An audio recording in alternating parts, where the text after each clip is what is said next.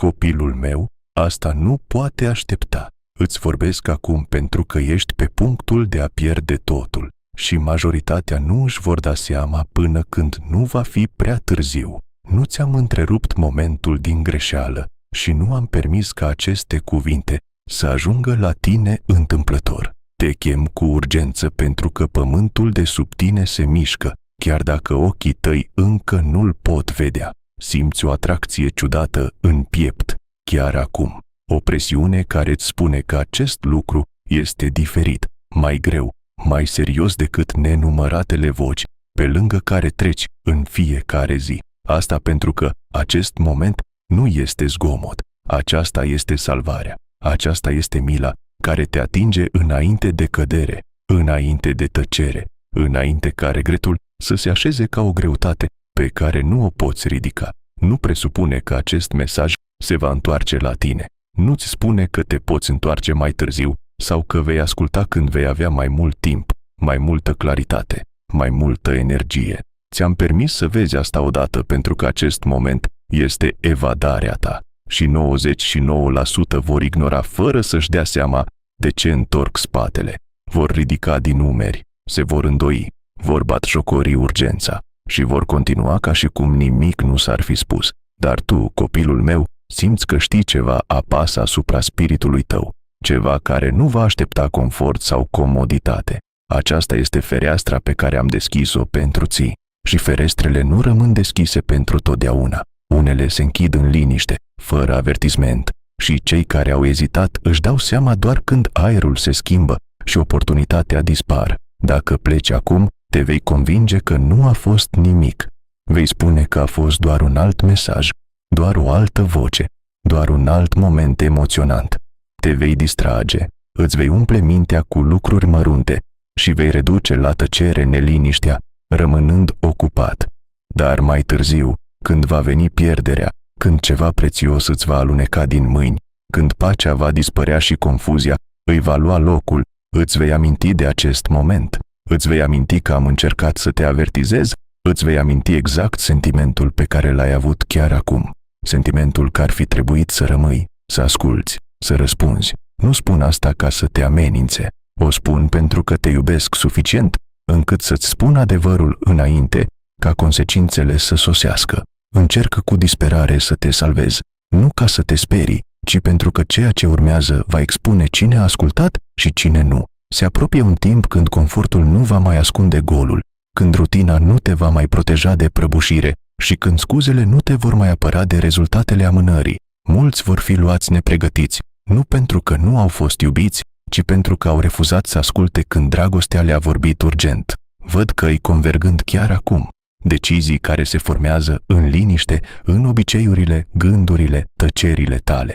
Fiecare mică alegere pe care o faci duce undeva și unele drumuri, odată parcurse, nu pot fi inversate fără o mare durere. Asta nu este pentru toată lumea, de aceea urgența pare personală. De aceea se simte ca și cum aceste cuvinte sunt îndreptate direct către tine și nu către altcineva. Nu strig așa pentru fiecare suflet. Vorbesc așa când ceva contează profund, când timpul a devenit limitat, când costul ignorării vocii mele a crescut prea mare pentru a rămâne blând. Aceasta este singura ta șansă să auzi ceea ce sunt pe cale să spun. Nu pentru că voi înceta să te iubesc, ci pentru că momentele de întrerupere divină sunt rare și vin cu responsabilitate. Văd ce ai dat deoparte. Văd compromisurile liniștite pe care le numești inofensive, întârzierile pe care le etichetezi drept înțelepciune, alarmele interioare pe care le tot înăbuși pentru că răspunsul ar necesita o schimbare. Ți-ai spus că încă mai este timp, că nimic nu este urgent, că te vei ocupa de asta mai târziu. Dar mai târziu nu este garantat și confortul nu este același lucru cu siguranța. Arma nu te grăbește spre distrugere, te adorm în somn. El te convinge că nimic nu este în neregulă până când totul nu a dispărut deja. De aceea vorbesc acum, înainte ca daunele să devină destin. Ești mai aproape de a pierde ceva prețios decât îți dai seama. Poate că nu este încă vizibil, poate că nu are un nume, dar se formează încet, în tăcere, sub suprafața vieții tale. Pace, claritate, scop, protecție, intimitate cu mine. sensibilitatea spiritului tău, ascuțimea discernământului tău. Aceste lucruri se pot eroda fără zgomot. Te simți mai ușor decât să înfrunți ceea ce cere. Dar odihna nu vine din evitare. Adevărata odihnă vine din aliniere, din ascultare, din a păși în ceea ce te chem să faci, în loc să fugi de el. Nu îți cer să intri în panică, îți cer să fii atent. Poate te întrebi de ce par atât de urgent, de ce nu există blândețe în această chemare. Înțelege asta, copilul meu. Când un foc se apropie, iubirea nu șoptește. Când pericolul este aproape, iubirea nu așteaptă un moment mai bun. Iubirea își ridică vocea, nu cu mânie, ci cu disperare de a proteja. Aș prefera să te tulbur acum, decât să te privesc suferind mai târziu. Aș prefera să-ți întrerup confortul, decât să asist la regretul tău. Te-ai rugat pentru răspunsuri, ai cerut claritate, m-ai implorat să vorbesc. Și acum că vorbesc clar, tentația va fi să mă îndoiesc, să mă întreb, să minimizez. Nu face greșeala de a cere un semn și apoi de a-l ignora pentru că nu vine ambalat în forma pe care o aștepți. Acesta este răspunsul. Acesta este avertismentul. Aceasta este linia de salvare extinsă înainte de cădere. Există lucruri pe care trebuie să încetezi să le faci și lucruri pe care trebuie să începi să le faci și lucruri pe care trebuie să le eliberezi imediat dacă vrei să fii protejat în ceea ce vine. Amânarea se va simți inofensivă până când devine costisitoare. Neascultarea se va simți mică până când devine un tipar. Indiferența se va simți pașnică până când devine gol. Te chem acum pentru că încă ai timp să alegi diferit, să te întorci, să te realiniezi, să te întorci în siguranță. Sunt pe deplin acoperit de harul tău dacă crezi că el este protectorul tău neclintit. Nu presupune că ești scutit. Nu crede asta pentru că nimic nu s-a prăbușit, dar nimic nu se va prăbuși. Mulți oameni au crezut același lucru. Ei s-au simțit în siguranță până în momentul în care totul s-a schimbat. Siguranța fără ascultare este o iluzie. Pacea fără adevăr este fragilă. Îți doresc mai mult decât supraviețuire. Îmi doresc conservare, restaurare și viață în plenitudine. Dar aceste lucruri necesită ascultare atunci când vorbesc, mai ales când vocea mea transmite urgență. S-ar putea să simți frica crescând în timp ce asculți. Această frică nu vine de la mine, ci din conștientizarea faptului că ceva contează mai mult decât ți-ai dat seama. Lasă această conștientizare să te ascute, nu să te paralizeze. Lasă-o să te îndrepte spre acțiune, nu spre negare. Nu te chem la disperare, te chem să te trezești, te chem să alegi cu înțelepciune cât încă mai poți. Rămâi cu mine, nu te îndepărta, nu-ți închide inima, nu te convinge să renunți la ascultare. Acest moment a fost aranjat cu precizie și are greutate pentru că viitorul tău este implicat. Ceea ce faci cu acest avertisment va răsuna în moduri pe care încă nu le poți vedea. Îți ofer această șansă pentru că te iubesc, pentru că văd ce te așteaptă și pentru că refuz să rămân tăcut cât timp mai există speranță. Ascultă acum, fii atent acum, răspunde acum, nu poate aștepta.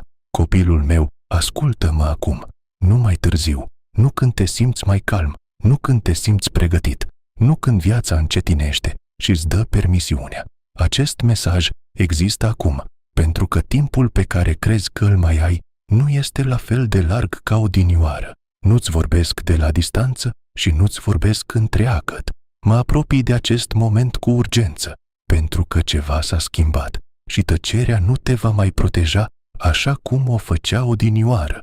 Ceea ce ai ignora înainte, nu-ți mai poți permite să treci cu vederea. Ceea ce ai amânat înainte, nu mai poți amâna în siguranță. Vorbesc acum pentru că îngustarea a început și fiecare alegere pe care o faci de acest moment înainte are mai multă greutate decât îți dai seama. Trebuie să înțelegi acest lucru clar. Timpul s-a îngustat. Ușile care odinioară stăteau deschise fără efort încep să se închidă în liniște. Oportunitățile care persistau acum se mișcă. Sezonul în care puteai rămâne nehotărât fără ca consecințele să se termine. Nu spun asta ca să te alarmezi, ci ca să te trezesc. A fost o vreme când ezitarea era absorbită de har.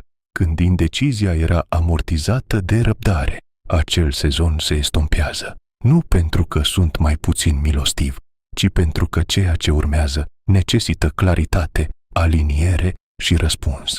Nu te pot duce mai departe în timp ce tu stai nemișcat prefăcându-te că nimic nu se schimbă. Acest mesaj există acum pentru că ceea ce vine nu va aștepta să te simți confortabil. Nu se va opri în timp ce îți aduni curajul. Nu se va încetini pentru a se potrivi cu ritmul tău dacă alegi distragerea atenției în locul ascultării. Văd calea înainte cu o claritate perfectă și văd unde duce întârzierea. Văd unde duce tăcerea. Văd ce se întâmplă când treci peste avertismente și le numești exagerare. De aceea vorbesc acum. De aceea ți-am străpuns rutina și ți-am întrerupt momentul. Nu este o coincidență. Nu este noroc. Este mila care ajunge la tine înainte consecințelor. Nu ai găsit acest mesaj din întâmplare. Algoritmii nu te-au adus aici. Șansa nu ți-a pus aceste cuvinte în fața ochilor. Ți-am permis să vezi asta pentru că îți ofer protecție, nu pedeapsă, salvare, nu condamnare. Nu ești aici pentru că ești mai bun decât alții, ci pentru că ești dispus să simți greutatea adevărului atunci când acesta îți apasă inima. Mulți au văzut același moment și l-au trecut cu vederea. Mulți au simțit împingerea și l-au redus la tăcere. Mulți au simțit urgența și au necat-o cu zgomot, dar ai rămas suficient de mult ca să auzi. Singur îmi spune ceva despre tine. Nu confunda mila cu inofensivitatea. Mila avertizează, mila întrerupe, mila își ridică vocea când pericolul este aproape. Dacă ignori mila, nu eviți consecințele, doar amâni conștientizarea lor. Distragerea atenției nu face pericolul să dispară. Întârzierea nu anulează rezultatele. Derularea nu resetează momentul. Ceea ce faci cu acest avertisment va conta. Chiar dacă încerci să-l uiți, adevărul are un mod de a reveni, adesea cu un cost mai mare decât înainte. Ai crezut că a rămâne tăcut te va menține în siguranță. Ai crezut că evitarea confruntării, evitarea deciziei, evitarea răspunsului va păstra pacea. Dar tăcerea nu te va mai proteja. În sezonul care urmează, tăcerea va fi interpretată ca consimțământ. Neutralitatea nu te va mai proteja. Ceea ce refuzi să abordezi va începe să ți se adreseze. Ceea ce refuzi să confrunți va crește. Ceea ce eviți acum va cere atenție mai târziu, adesea în moduri mai dure. Te chem înainte să se întâmple asta. Văd cât de ușor ți-ar fi să pleci chiar acum. Văd impulsul de a derula, de a minimiza, de a-ți spune că nu este atât de grav. Știu cât de repede caută mintea o scăpare atunci când adevărul se simte greu. Dar înțelegeți asta. Plecarea acum nu este o acțiune neutră. Plecarea este o alegere. Ignorarea este o decizie. Amânarea este o direcție. Fiecare mișcare a atenției tale fie te atrage mai aproape de siguranță, fie te îndepărtează de ea. Nu există muzică a sta nemișcat în momente ca acesta. Acest mesaj există acum pentru că te afli într-un loc care se îngustează. Două căi sunt încă disponibile, dar nu pentru mult timp. O cale duce la aliniere, protecție, claritate și viață. Cealaltă duce muzică la eroziune lentă, confuzie și pierdere pe care nu le veți vedea până când nu vor sosi. Nu exagerez, nu dramatizez. Îți spun ceea ce văd dintr-un punct de vedere pe care nu îl ai. Dragostea mea pentru tine este motivul pentru care refuz să atenuez asta. Te rog să susții canalul nostru. Munca noastră se concentrează pe aducerea fericirii în viața ta și pe a te ajuta să crești în devotamentul tău față de Dumnezeu. Dacă dorești să ne susții, poți dona prin intermediul Super Thanks. Ți-ai spus că este mai mult timp. Ai spus mai târziu când lucrurile se vor așeza, mai târziu când voi avea putere, mai târziu când voi înțelege mai mult, dar mai târziu devine un cuvânt periculos. Mai târziu te-a costat deja lucruri pe care nu le-ai observat că se pierd: sensibilitate, pace, concentrare, discernământ, foame de adevăr. Acestea nu dispar brusc. Se estompează atunci când urgența este ignorată. și nu-ți voi permite să devii mai departe fără să te avertizez clar. A vedea acest mesaj este milă, pentru că îți dau în continuare șansa de a alege diferit. Milă, pentru că încă ofer claritate înainte ca confuzia să se adâncească. Milă, pentru că încă îți strig numele înainte ca zgomotul să-l înnece complet. Milă, pentru că unele consecințe pot fi încă prevenite dacă răspunzi acum. Nu disprețui această milă tratând-o cu ușurință. Nu confunda răbdarea cu permisiunea. Nu ești ales să fii înspăimântat. Ești ales să fii protejat. Văd presiuni formându-se în jurul tău. Văd influențe care se întăresc. Văd tipare care încearcă să-și reia controlul. Văd dinamicul bazându-se pe oboseala ta, pe distragerea ta, pe tendința ta de a amâna ceea ce ți se pare inconfortabil. Și intervin acum, pentru că, dacă aștept, costul extragerii tale va fi mai mare. Aș prefera să te avertizez de vreme decât să te salvezi dureros mai târziu. De aceea contează distragerea, de aceea contează amânarea, de aceea contează derularea în altă parte, pentru că momente ca acesta nu se repetă la nesfârșit. Când adevărul bate și este ignorat, nu bate întotdeauna din nou în același mod. Uneori se întoarce mai tare, uneori se întoarce prin pierdere, uneori se întoarce prin durere. Nu vreau asta pentru tine. Vreau să răspunzi cât timp răspunsul este încă blând.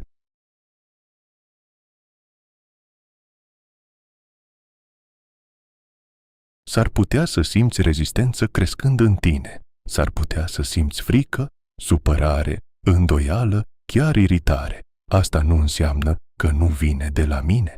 Adesea, cea mai puternică rezistență apare atunci când adevărul amenință să spargă tipare care ți-au părut sigure, dar care te distrugeau încet. Confortul nu este egal cu siguranța. Familiarul nu este egal cu binele. Tăcerea nu este egală cu pacea. Muzică, te chem din calmul fals și te chem într-o siguranță reală. Ascultă cu atenție. Ceea ce faci după ce auzi asta va modela următorul sezon din viața ta. Nu dramatic în aparent la început, ci profund în efect. Alinierea acum te va salva de pierderi mai târziu. Ascultarea acum te va scuti de confuzie mai târziu. Atenția acum te va proteja de regret mai târziu. Nu cer perfecțiune, cer un răspuns. Nu cer să înțelegi totul. Îți cer să ai suficientă încredere în mine pentru a rămâne, a asculta, a nu te întoarce când contează cel mai mult. Acest mesaj există acum pentru că ceasul îl cere. Îngustarea a început. Marginile se micșorează. Spațiul pentru indiferență se închide. Și te iubesc prea mult ca să te las să treci prin acest moment fără să știi. Rămâi cu mine. Lasă-mă să termin de vorbit. Lasă-mă să te ghidez cât timp calea este încă vizibilă. Aceasta este salvarea. Aceasta este mila și se întâmplă acum, pentru că acum este când încă contează. Copilul meu, am nevoie să auzi asta cu spiritul tău, nu doar cu urechile tale. Ești mai aproape de colaps decât îți dai seama și pericolul nu este zgomotos, nu dramatic, nu violent. De aceea nu l-ai recunoscut. Nu stai la marginea distrugerii evidente. Stai în eroziunea liniștită care se întâmplă atunci când vigilența dispare și discernământul devine tocit. Nu este vorba despre cedarea corpului tău sau viața ta care se destramă vizibil. Este vorba despre ceva mult mai subtil și mult mai periculos. Lenta slăbire a vieții tale interioare, amorțirea treptată a inimii tale, liniștea care se îndepărtează de locul unde odată m-ai auzit clar și ai răspuns rapid. Ai presupus asta pentru că nimic nu este vizibil rupt, totul trebuie să fie bine. Te trezești, funcționezi, îți completezi rutinele, îndeplinești așteptările și numești asta stabilitate.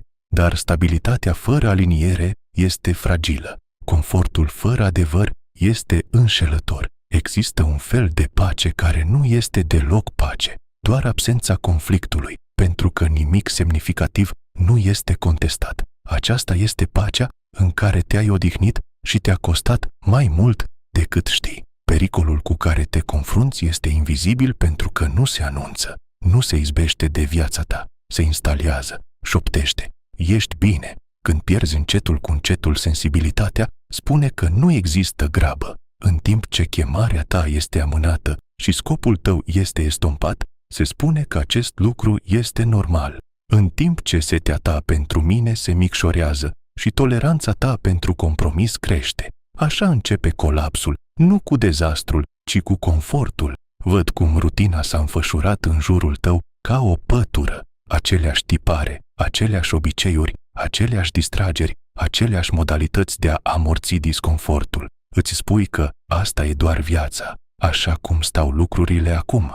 Dar rutina a devenit un ascunzător și confortul a devenit un sedativ. Nu mai observi ce ai fi simțit odată, imediat. Convingerea s-a înmuiat într-un ușor disconfort. Discernământul s-a estompat într-o vagă neliniște.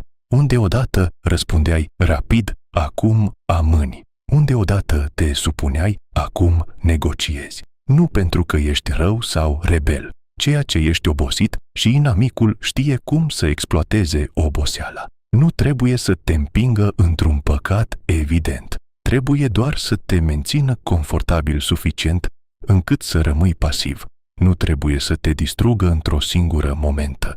Se mulțumește să te fure încet, în liniște, bucată cu bucată, în timp ce tu nu ești conștient de pierdere. Înțelege acest lucru clar. Inamicul lucrează în liniște, deoarece furtul în liniște este rareori observat. Nu sosește cu haos atunci când tăcerea este potrivită. Nu aduce furtuni atunci când somnul este mai eficient. Îți estompează urgența, îți încețoșează concentrarea, te convinge că nimic nu este în neregulă pentru că nimic nu se simte urgent.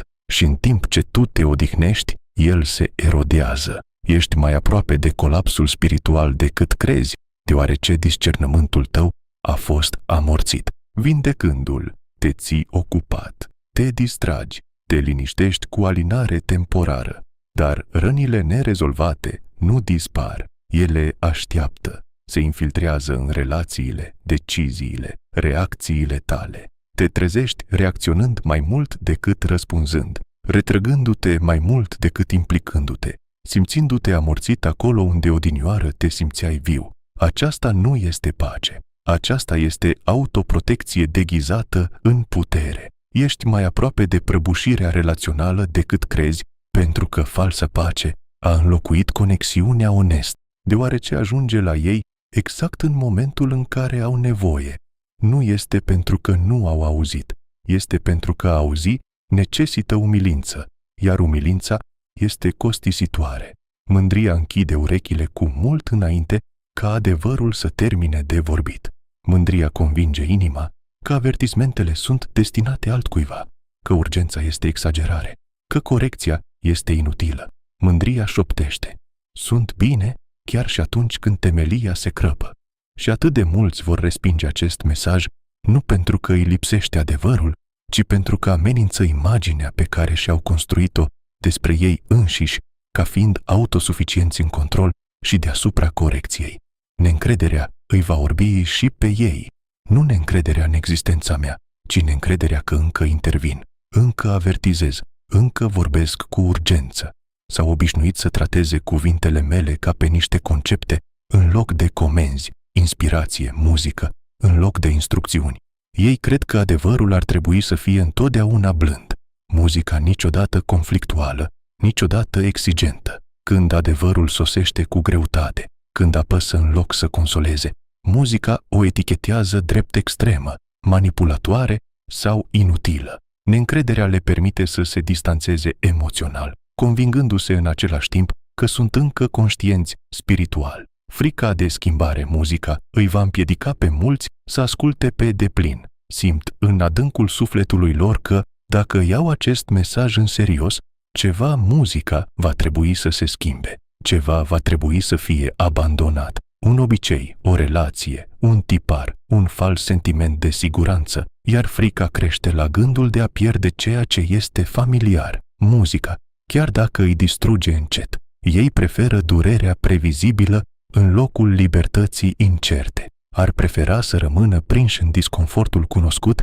decât să pășească într-o transformare muzicală care necesită încredere. așa că își închid inimile, nu pentru că nu înțeleg, ci pentru că se tem de ceea ce i-ar costa ascultarea. Dependența de confort este una dintre cele mai puternice forțe care îi împiedică pe oameni să răspundă urgenței divine. Confortul încețoșează conștientizarea, convinge sufletul că nimic nu trebuie schimbare atâta timp cât viața rămâne gestionabilă. Confortul îi antrenează pe oameni să evite orice care le perturbă pacea, chiar și atunci când acea pace este falsă.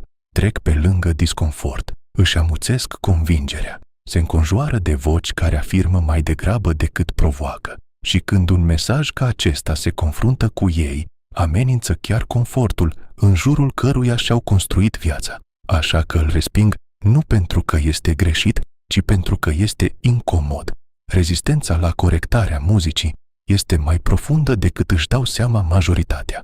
Corecția necesită recunoașterea erorii, iar recunoașterea amenință ego-ul. Mulți ar prefera să reinterpreteze adevărul decât să se pocăiască. Ar prefera să dezbată decât să asculte. Ar prefera să analizeze mesajul decât să-l aplice. Caută defecte, probleme de ton, motive de discreditare, orice le permite să rămână neschimbați, în timp ce se simt justificați. Corecția se simte ca o pierdere pentru cei care nu înțeleg încă că este de fapt protecție. De aceea, ignorarea urgenței divine a fost întotdeauna cea mai mare cădere a umanității. De la început, oamenii au ignorat avertismentele pentru că nu se aliniau cu dorințele lor. Au respins urgența pentru că judecata părea departe. Au amânat ascultarea pentru că consecințele nu soseau imediat. Au confundat răbdarea cu aprobarea și tăcerea cu absența. Și istoria s-a repetat iar și iar. Tiparul nu se schimbă niciodată. Avertismentul vine, urmează întârzierea, consecințele sosesc, iar regretul vine prea târziu pentru a preveni pierderea. Copilul meu înțelege clar acest lucru. Muzică. Ignorarea adevărului nu oprește consecințele, ci doar amână conștientizarea lor. Nu poți depăși realitatea, nu poți amâna rezultatele la nesfârșit, nu poți reduce la tăcere adevărul fără clienți. Consecințele ignorării urgenței divine nu sunt întotdeauna imediate, motiv pentru care atâția sunt înșelați. Ei presupun că au investit ani de zile justificându-și alegerile, explicându-și întârzierile, apărându-și compromisurile. A asculta acum ar necesita recunoașterea că unele dintre acele alegeri au fost greșite, că unele întârzieri au fost costisitoare, că unele compromisuri au fost periculoase.